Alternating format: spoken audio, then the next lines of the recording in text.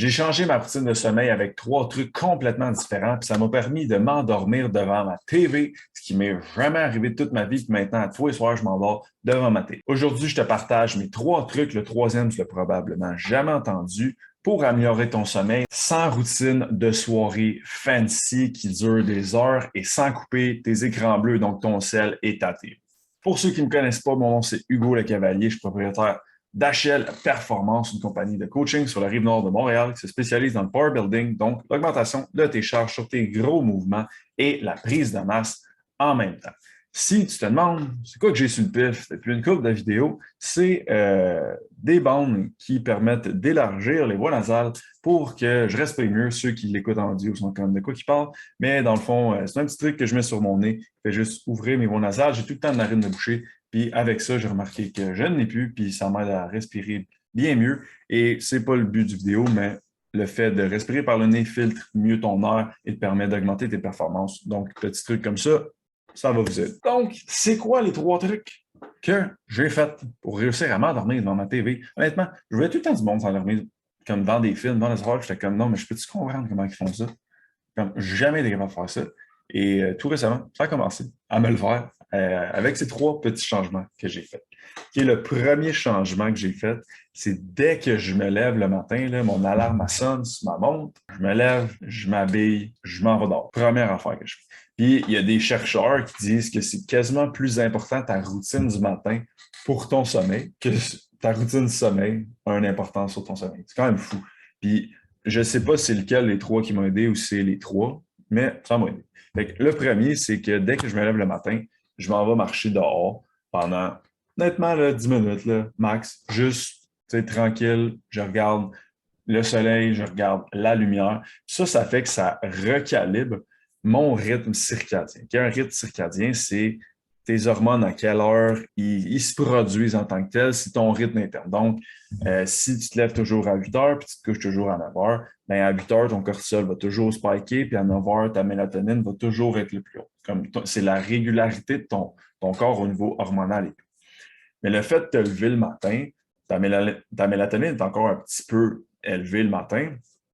Tu vas dehors, tu regardes la lumière, ça fait une suppression complète de la mélatonine. Et le cortisol peut maintenant vraiment se lever. Donc, de un, tu vas avoir un effet d'éveil, mais de deux, c'est que ça aide à recalibrer ton rythme circadien. Donc, ton corps va savoir, OK, le matin, good, à vers, je ne sais pas moi, à quelle heure tu te lèves. Là. Mettons, tu te lèves à 7 heures, tu vas dehors direct. Bien, ton corps finit par savoir qu'à 7 heures, c'est tout le temps là, il faut que ça drop. Overtime, il va le faire. Tu pourrais skip 2 journées sans aller dehors, puis il le ferait pareil. Okay? C'est fou de même encore. Okay? Fait que ça, c'est le premier point que j'ai fait qui m'a vraiment aidé. Je crois, en tout cas, ça m'a aidé point de vue gestion de stress, clairement. Donc, ça, c'est un tools, pas un tools, mais c'est un truc que je vais toujours garder, je pense, honnêtement. Juste me lever, je m'en vais dehors direct et je reviens en dedans, va ça prendre mon petit café. Je voulais ajouter par rapport à ça, si vous voulez rebalancer votre rythme circadien, okay, vous êtes comme, hey, je suis tout débalancé, je ne suis pas capable de m'endormir le soir, je me lève trop tard, blablabla. Faites du camping, vous allez voir que ça va recalibrer comme ça. Parce que c'est quoi le camping? Vous vous réveillez quand il commence à faire clair, vous vous endormez quand il commence à faire noir. Okay, ça, c'est le meilleur moyen pour recalibrer un rythme circadien, c'est vraiment, va faire du camping, puis tu vas voir que ça va vraiment rebalancer avec la lumière du jour. Point numéro 2 que j'ai ajouté, c'est les lunettes Blue Blocker. Comme ceux-ci, je vais même les mettre. Je suis l'air d'un malade avec ça. Mais bref, ces lunettes-là, ça bloque les lumières bleues, donc l'écran en ce moment que je suis en train de faire mon vidéo, votre cell, votre TV, ça produit des lumières bleues. Je pense que vous êtes tous au courant. Puis, on en parle quand même souvent. Ça bloque la mélatonine. Au même titre que le matin, quand je m'en vais dehors, il y a une suppression de mélatonine à cause de la lumière du soleil. Ben, c'est la même affaire en soirée si tu as un écran bleu. Puis, honnêtement, on est tous, soit ordi, TV, cell, on est tous là-dessus. Okay? Puis, oui, on devrait les couper 1 heure à 2 heures avant de se coucher, mais est-ce que ça peut se faire avoir un bon sommeil sans les couper? En tout cas, présentement, moi, j'ai un super bon sommeil. Il y en a pour d'autres, ça ne marchera pas. Est-ce que je dis que c'est la seule façon de faire? Non, je veux juste te partager mes trucs. Si tu veux l'appliquer, ça peut t'aider parce que moi, ça m'a aidé. Fait que mon truc pour ça, vu que j'aime bien regarder le hockey, surtout présentement, c'est les playoffs, je me mets ça à partir peut-être de 1 heure et demie avant de me coucher et ça fait que ma mélatonine peut être sécrétée parce que les rayons, ils ne passent pas.